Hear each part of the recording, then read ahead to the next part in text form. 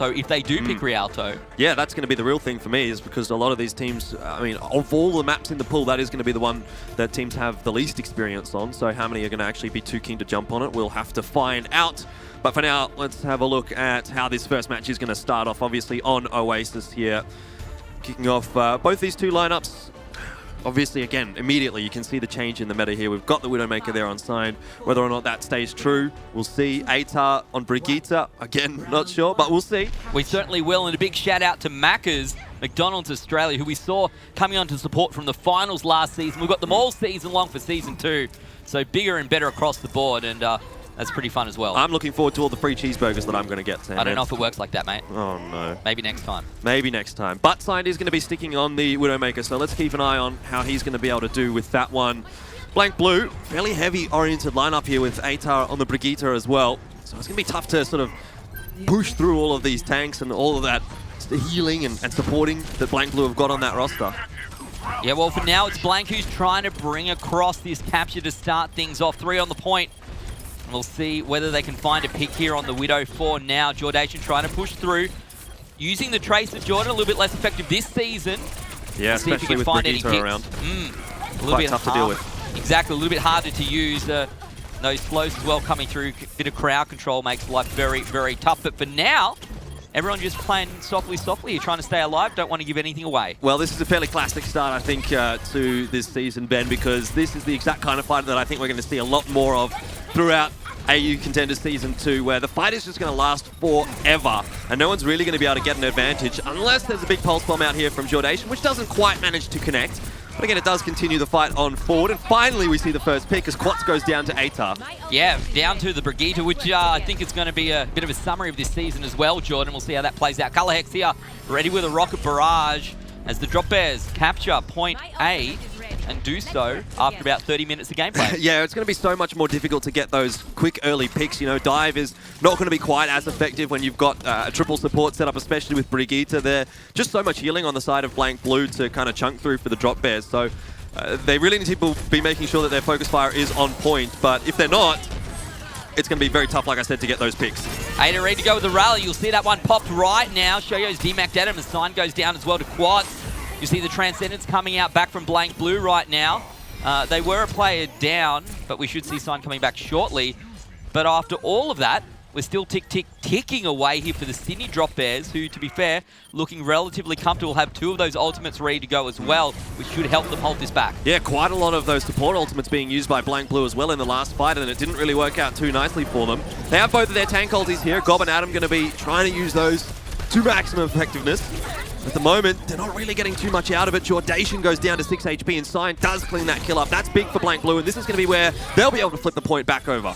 Yeah, going to get to about 60% here before it comes back now to Blank Blue. Almost 2/3 of the way through for Drop Bears on the first point. But finally, Blank will manage to bring it back and did so without losing too much there as well. So that was a pretty clean fight coming out from Blank, the type of thing we do expect to see from them. But after last season, Jordan, with Drop Bears, they came through to the final so strong that I'm just interested to see how this now plays out for them, whether they're going to be able to stay ahead of everyone for the rest of the season, or whether Blank Blue are going to put them in their place right here and now. Drop Bears trying to capture back the point. The Blank going to drop back on there. We're following out Shoyo here with the Diva, almost ready for that self-destruct. Pulse Bomb comes through, doesn't find anyone. We kind of struggled with Pulse Bombs last season, Jordan. Now it's less effective. I'll be interested to see if we get any kills at all. Self-destruct, there we go. Picks up 2. And the huge D-Mac. plays. Huge plays coming out from Shoyo. This should come back now to the Drop Bears. Yeah, Shoyo can take a bow after that one because he's essentially just won his team, a team fight there for free, really. Getting 2 picks plus a D-Mac, that's basically a win that fight button for Sydney Drop Bears. And now they're back into getting that percentage up. Blank Blue not quite catching up to them, so Drop Bears again with the advantage here, and they're looking really, really good right now. Color Hex having a big impact on that Pharah. No one really able to deal with him because, you know, there's not really much hit scan there for Blank Blue, and apart from Unta with the Discord Orb, there's not really any threats there for Color Hex, especially when he's got a Pharah and the Zenyatta Orb, the friendly Zenyatta Orb on him as well. So right now Color Hex is putting in a good debut performance here for the Drop Bears. Yeah, that pocket mercy, always very, very useful to have, particularly, as you said, if there's not really anything there to take you down. 92% is where we're at right now. Would expect to see this go into overtime very shortly. Colorhex here, ready to go as well with that rocket barrage. Maybe, as we said, this could be enough to push them through. Chasing after the support players, finds one. Hunter goes down, and Frog has gone down in the background, Jordan. With both supports gone, I know Blank Blue are trying to push through onto this one, but surely the Drop Bears find the point. No, certainly don't think that this is going to be Blank Blue's fight. They've lost too much so far, and Jordation cleaning up Adam there. That should be it. Blank Blue aren't going to be able to get onto that cap and secure any more overtime. So the Drop Bears, they start off where they finished off, picking up another round for themselves. And so far, Ben, they're undefeated in Season 2 of AU Contenders. Magnificent from the Drop Bears. Well, that is most definitely the type of garbage that you would come out with, Jordan. But you are, I suppose, technically correct here.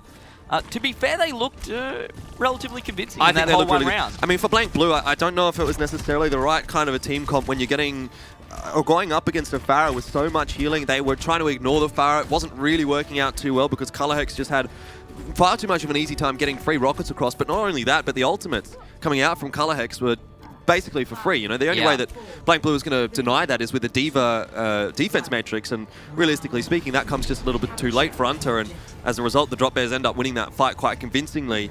Now, again, we're going to be heading into another round, and a change up here from Blank. Signed has swapped off onto the McCree, so just trying to change things up to deal with that Pharah a little bit. And the Drop Bears losing quite a bit of HP early on in the piece. They're quite tagged up. It's going to allow Blank Blue to get some early positioning on the point here. Yeah, great start here for Blank. It's certainly what they want to see of early round one loss there. Trying to find Colorhex, and as you said, Jordan, that McCree much more effective up against a Pharah. Ada's already gone down to a Kraken, however. So one down now are Blank Blue.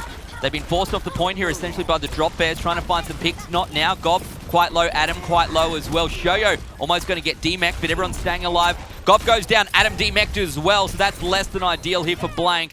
And Drop Bears pick up the point and do so without losing any players. Yeah, much better start here for Drop Bears, actually, than it looked like it was going to be, as they lost so much HP early on. They had to back off the point, but then somehow a Kraken finds the pick onto Atar. Must have been Atar trying to bully a Kraken, but it didn't really work out that way. And when you're losing your Tracer that early on in the piece, really gives the opposing Tracer a lot more room to work with, and also the fact that you've lost one of your DPS is going to make it quite difficult to chunk through those heavy lineups that the Sydney Drop Bears are running. You know, obviously, you've got your D.Va, you've got your Winston, and the Pharah Mercy quite difficult to deal with without your second DPS as well. So right now, Blank Blue trying to get back onto that point, but it's not working out as they wanted to, or perhaps I've spoken too soon. Sign comes up with a 2K. Yeah, Bertlock going to go down there to the Deadeye. He follows up with another kill. Blank Blue doing some good damage across the board here. Colorhex going to hold onto that rocket barrage for now. Good, I think, good use. Yeah, good use to not use in this situation.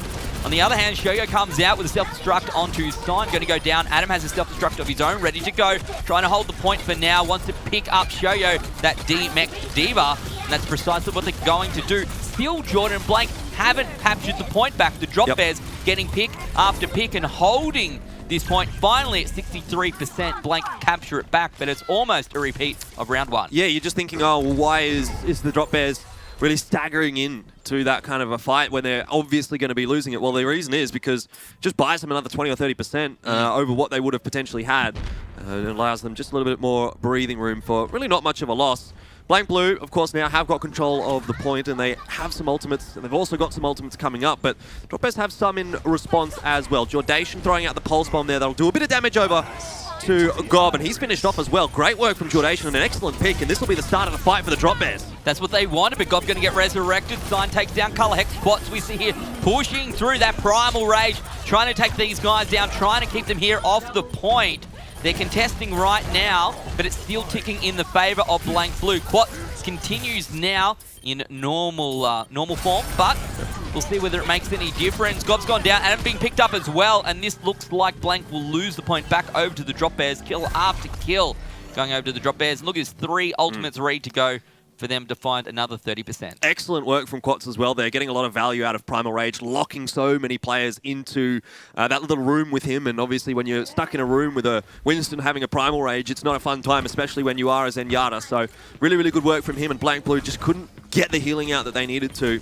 So now, again, the Drop Bears with the advantage here and looking like they could close this one out with a 2-0. Yeah, and Quats, look, he's fighting so far off the point here, just keeping them away. Sign already out of action, and now Jordation, there we go, that pulse bomb, going to find Frogger.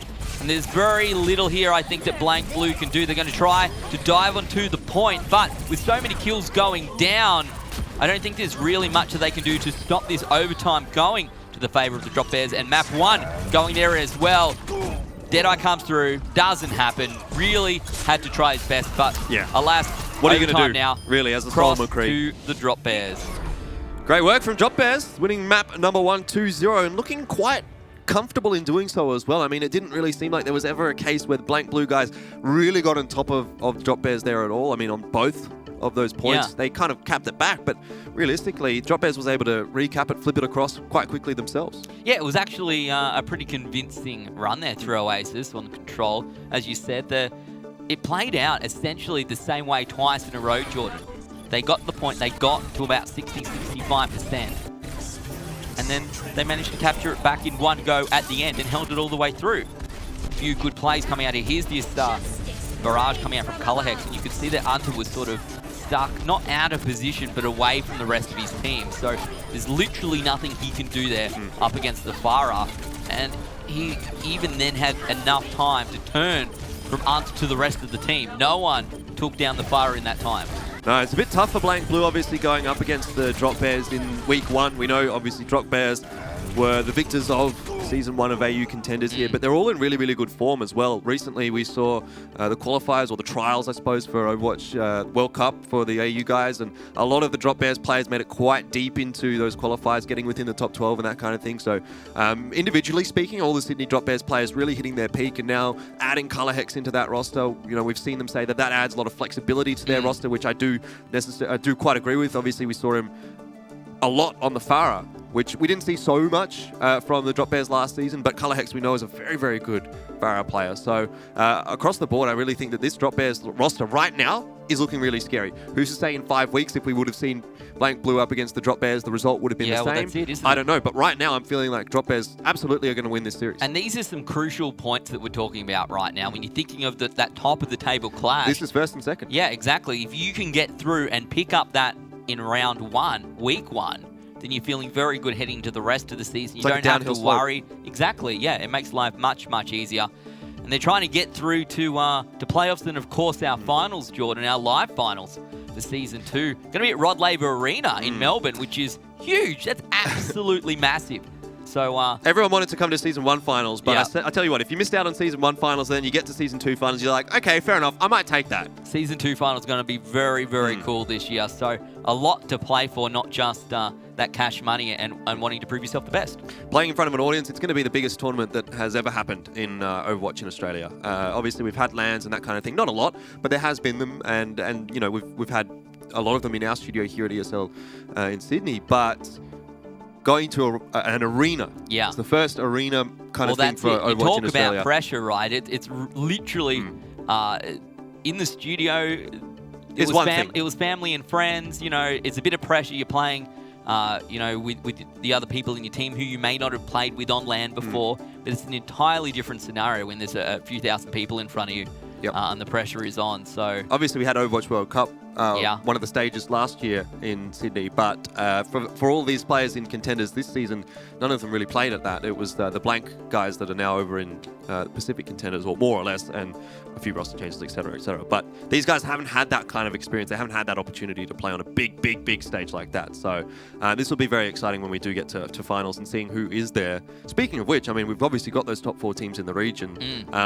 The real question for me right now is, like, Masterminds with that new roster, are they going to be able to stay in that top 4? Obviously, we're quite confident, or at least I am, that Drop Bears, Blank Blue, and Darksided are looking pretty good right now. But Masterminds is sort of a question mark. I guess we get to see how they go tomorrow. But with that new roster, anything could happen. And top 4 really could be up for grabs. Yeah, well, that was it, right? Because they had a pretty good season number 1. You can't get much better than how Masterminds did, but it's a bit of a different story perhaps for Season 2. But I guess it's not for us to speculate when we can just watch their game tomorrow. But for today, let's go and take a look at what our next map will be. It's going to be a hybrid map. Eichenwald, Jordan.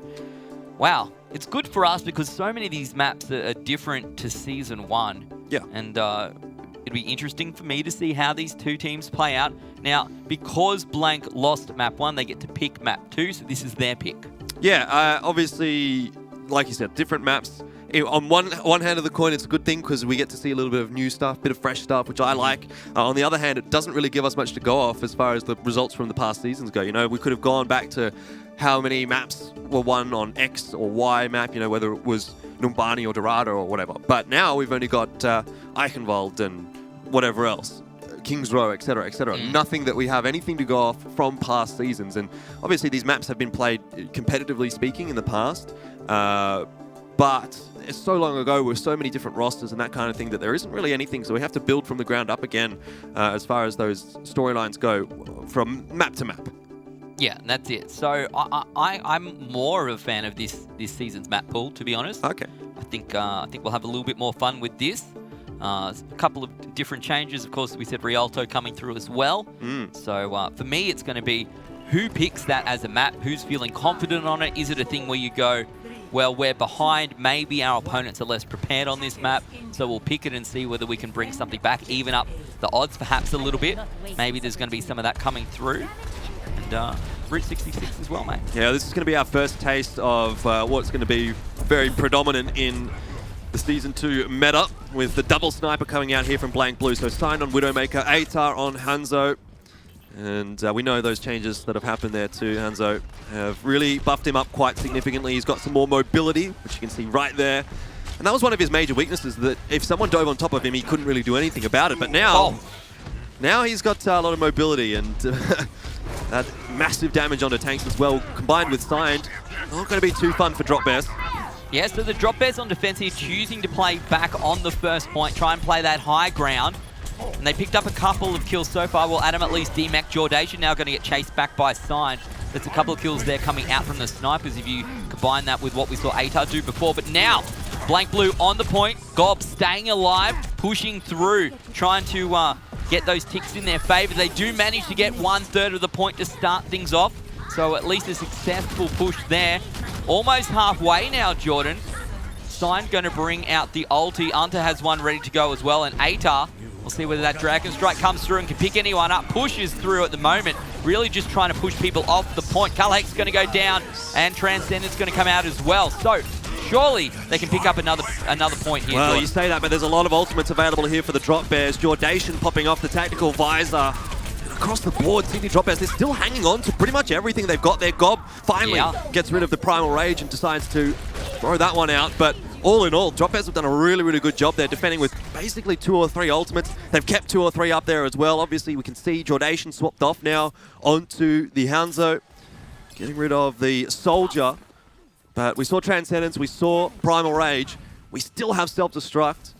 And of course, the Pharah Mercy combo there as well for the Sydney Drop Bears. So they have plenty to work with on this defense, and Blank Blue, while they've gotten that 1 tick, it's not really much to show for the fight that they did really put up. No, if they can use it, as you said, that rocket barrage and the self-destruct smartly here, Jordan. Potential for this really to push Blank off the point and cost them a bit of time. You saw that self-destruct come out over the top, doesn't find any kills, and Kalahek's going to use the barrage as well, pushing them back. But everyone for now still alive, if only just here for Blank, Jordan. Atar trying to do some work. Going to get caught out here by Quads, but Quads actually the one to go down, and now no main tank here for the Drop Bears. Let's see what Blank can do. Just want to point out the excellent defense matrix that Shoyo put out onto Kalahek's there, keeping him alive during that rocket barrage. It might be enough to actually keep this fight favourable enough for the Drop Bears to make another attempt at holding on to this first point. Though if Signed can manage to find a pick here onto Kalahek's, that could be all over for the Drop Bears. They don't have much time left, but there's the ultimate out from Jordation, immediately eliminated by Signed. So difficult to deal with good Widowmakers on this patch, and that is great from Signed. Signed with 2 eliminations, including one onto Jordation, who's now been resurrected there by Bertlog. See you later. Just as I was singing Signed's praises, unfortunately, gets booped off there by Quats. Yeah, Quats has been phenomenal for the Drop Bears. Every time he's had a Primal Range, he's really been able to get great value out of it. I think both of the tank players here for Sydney Drop Bears are having a fantastic game, and really those are the guys that you can't sing the praises high enough of, because typically speaking, tank players don't always get the love that the DPS players might get. But right now, it definitely feels to me like Drop Bears are getting a lot of work done from both Quads and Shoyo. Well, Gob ready to go with that Primal Rage, and Shoyo with a self-destruct, Jordan, with 10 seconds on the clock here. That self-destruct really can force them off this point. Maybe a little bit early as the rest of the players now from Blank can jump into the point. Gob there will pop that Primal Rage, trying to knock Shoyo off, but now actually chases down Color Hex and eliminates there. Self-destruct coming back the other way from Adam. Finds one that's Burtlock, but Adam goes down in the meantime. Quad's picked up as well. You see that Dragon Strike coming through, but a number of players left alive here, Jordan. A Kraken needs to stay alive here. He's 95%. He goes down, though, to the ultimate of Atar, and that might be the tipping point here for Blank Blue. I think they're going to be able to cap off this first point. If a Kraken might have stayed alive and gotten that Transcendence off, maybe the Drop Bears could have held on, but unfortunately not the case. Also would have liked to have seen maybe that the self-destruct out from Shoyu just a couple of seconds too early. Yep. Didn't really force Blank Blue off as much as it could have. All in all, though, a very, very good first point defense out from Drop Bears, using up all the time that Blank Blue could have potentially used later on down the track. So it's an excellent start for Drop Bears. It was. We'll see whether Blank Blue have a little bit more effectiveness now they're onto the payload section of the map. We saw how good Drop Bears were in those control points, Jordan. So Ooh. changing things up here is Jordation going to lose the Battle of the Widows for now. Signed actually having a reasonable game here, Jordan, as the Widow. Yeah, well, not surprisingly. He's a very, very skilled player, individually speaking, and if you put someone like Signed on the Widow, you can expect some magic to happen. Right now, Jordation is trying to deal with him by swapping off to the Widowmaker of his own, but typically speaking, we would consider that Signed is going to have more of an impact than Jordation as far as the Widowmakers do go. In saying that, it's one apiece. So far, so good here for the Drop Bears on the second phase. Pushing about halfway through right now. They had a pretty good start. Managed to get a lot of kills there. The Drop Bears have 3 ultis ready to go, so they probably want to come in off this high ground and push through. And wow, Frog are going to go down to Cullex straight away. Nice play. Still Dragon Blade ready to go as well. Not needing it for now. And they are starting actually to run out of time. There's essentially a clean wipe here coming out from the Drop Bears, Jordan. Yeah, that's not a fun spot to get stuck as well with that payload. If you can't get around that corner, you have so many difficult angles to deal with. There's so much high ground available to the defenders here. You can see Jordation taking advantage of that. He's got backup from Quads and Burtlog as well. So Blank Blue are really up the creek without a paddle now, Ben. They have to have a really good push here. Otherwise, they are going to be done and dusted. Oh, that's a great start to it. Signed again, getting the better of Jordation.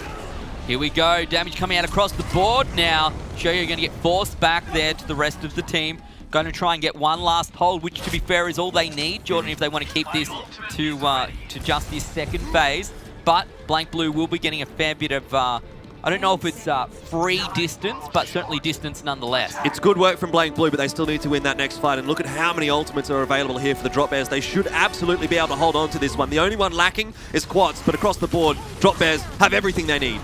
Jordation going to throw out that infrasight for now. So many players here from Drop Bears on the point. Self-destruct coming out from Adam, who goes down almost immediately to Jordation. Cullex, as you can see, has been removed by Gob as well. Cullex there. Finally comes back. Self-destruct now from the Drop Bears. Not really going to do much damage. Gob hiding behind the payload, trying to keep their hopes and dreams behind the Dragon Blade out from Cullex. We'll follow him through. He's found 2 there. That's 3. See ya later. And the Drop Bears will manage to keep Blank Blue just before that second point here on Eichenwald. Yeah, not a bad defense out from the Sydney Drop Bears. They'll be happy with that. It's obviously a little bit to play with for Blank Blue. You know, at least they get that first point, which it looked like for a moment they weren't going to be able to. But I definitely think that's within the Drop Bears' grasp, and I'm quite interested to see what kind of a strategy Drop Bears are going to go for here. Are they going to go for that double sniper that we do see Blank Blue running, or are they going to go for something a little bit different? Haven't really seen Color Hex on anything like the Hanzo just yet. He's been quite content to play the Genji and the Pharah. Jordation's been more or less on the Widowmaker or the Soldier, or I guess maybe the Tracer as well, but yeah, no sense of the double sniper just yet out from the Drop Bears. In fact, it's going to be Jordation on McCree by the looks of things, and Color Hex again quite happy to go on to Pharah. Now against double sniper, playing Pharah might not be quite as easy as he found it on Oasis, but I'm sure he'll be able to find a way here. Just needs to deal with Signed, and then he's got a bit of a freer sky. Yeah, he went okay to start things off here on defense as Pharah. Did get caught out a couple of times, but we'll see whether it's the case now that the Drop Bears are on attack. Let's have a look. Yeah, double sniper. Could be interesting. here for Blank Blue on defense as well. Look, it's so close to Blank being caught out there as well on that first point. So for me, I really want to see whether the Drop Bears have as much of a difficult time as Blank did now that they're on attack, or whether they can just push through and work with a little bit extra time there to get to that final point there. Obviously, they just need to get to the end of Phase 2, and they'll be 2-0 up here. Now, first match of the season, Jordan. Well, you wouldn't want to be down 0-2 in the first match of the season when it's against your opposition as far as first place in the group goes. So this is an important one for Blank. They really want to peg this one back, bring it to a 1-1, keep things competitive. And as you said, Jordan, what can this double sniper do up against the Farah? Well, bit of damage down already. Quat's taking some as well. Sign proving to be quite useful, quite lethal here. Quite a nuisance. Yes, well, that's it, isn't it? It's normally what Widowmakers are. But he needs that pick. Exactly. That's what he's there for. Not to get the damage. I mean, the damage is good, of course, but without a pick out from the Widowmaker, it is going to allow the Drop Bears into that closer angle. McCree's going to be a bit more effective. Farah's going to be able to get on top of the Widowmaker as well. Love it.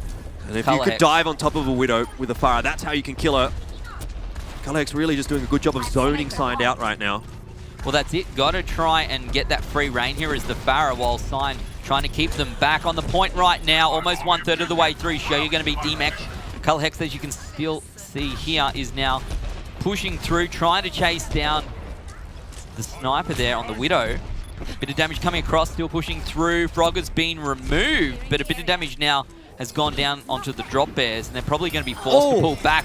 But Sign going to go down to a Kraken. That's great work. Yeah, very big opening now for the Drop Bears. Without Sign, that's a big lack of damage for Blank Blue, and it doesn't look like the res is available there for Frogger. Sign now respawning, but he's still quite far from the fight. A Kraken does have Transcendence. The Transcendence, in fact, being popped as well by Unta. Sydney Drop Bears making a very, very strong push here now, Ben. Yeah, that's it. That Transcendence really not going to be much use when half your team is now dead. And this should be a free capture here coming out from the Drop Bears with 3 ultimates on board for them. You can see that difference that it makes really when you don't have the Widowmaker on the side of Blank Blue there. AVRL just can't get enough damage out on the Hanzo alone.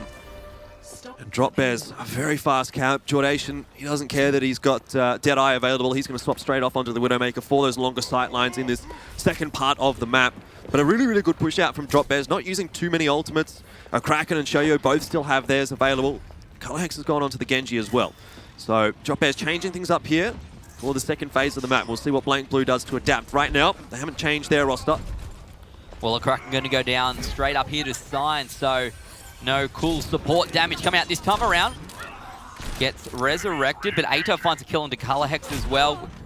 Oh, Jordation, nice work. Eliminates Sign, that's what they want to see. Now, last time we saw Blank with a pretty good start here coming into Phase 2. They got sort of caught out there underneath the bridge and then got free reign all the way through to almost the end there, Jordan. So we'll see if this plays out the same way now for Drop Bears on attack. The Primal Rage going to get popped here. Jordation forced back.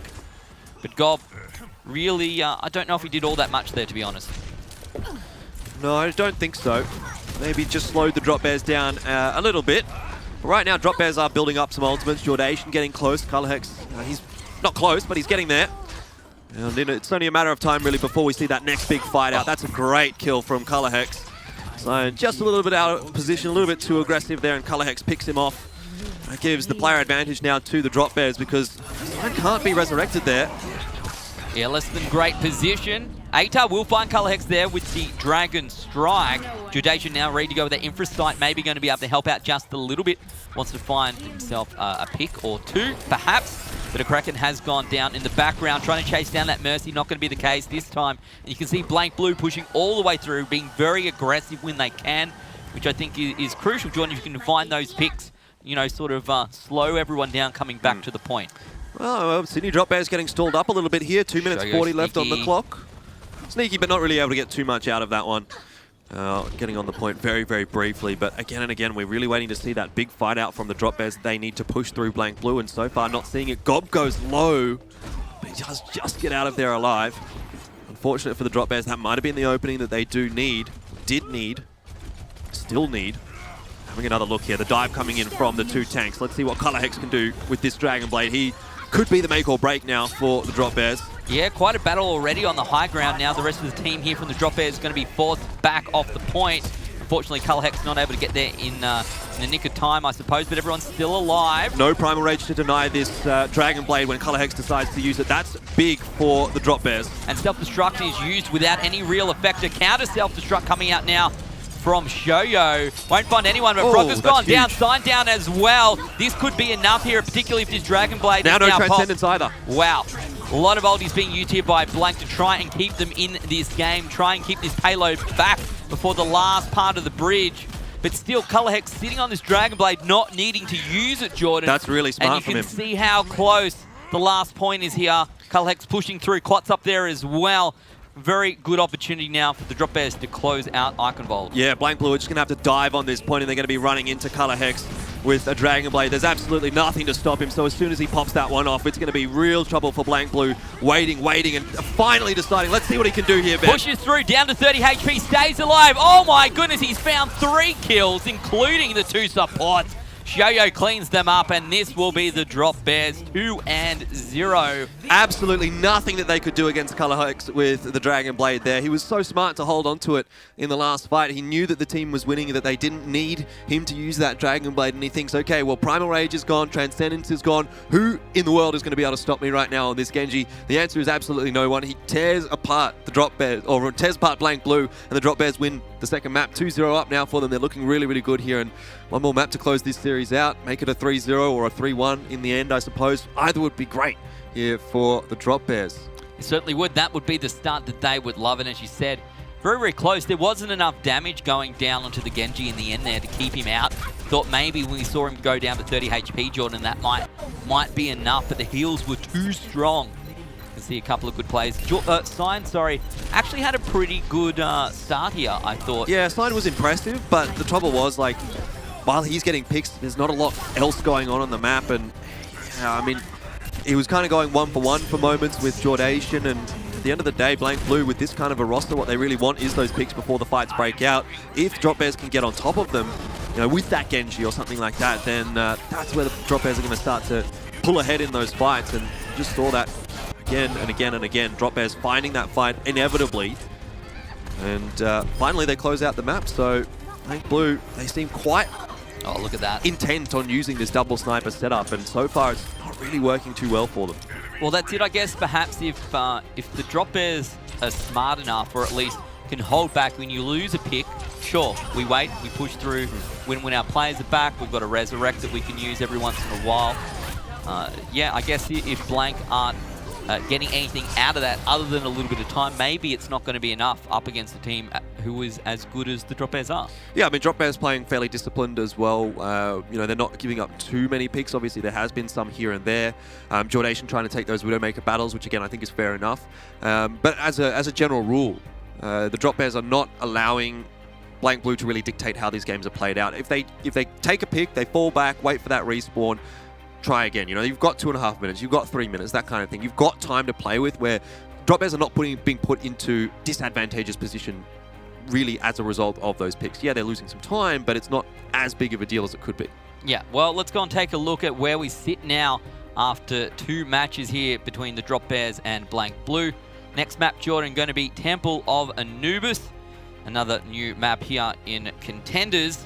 A map, though, that to me, in competitive play, you find that sometimes it goes over and over and over. How many runs can we have at point B? Yeah, that's the real question, isn't it? I think we're going to be saying the same thing about Volskaya when we do inevitably get onto that one. And I think that's the same thing for a lot of the Assault maps. When we saw it, like, for example, Hanamura last season as well, it was very tough to capture that second point given how close the defensive spawn is for point B. So all in all, Temple of Anubis, I think, is going to be much of the same as what we saw on Assault last season, where point A, you know, going to be a little bit easier to cap, but once you get to point B, that's where the real matches and the real fights are going to start, and that's where the make or break is going to be, and where you're going to win or lose the map. Yeah, well, we are halfway through our first match here between the Sydney Drop Bears and BlankBlue. It's season number 2 of Overwatch Contenders Australia. We're going to go to a quick break, and when we come back, it's Temple of Anubis.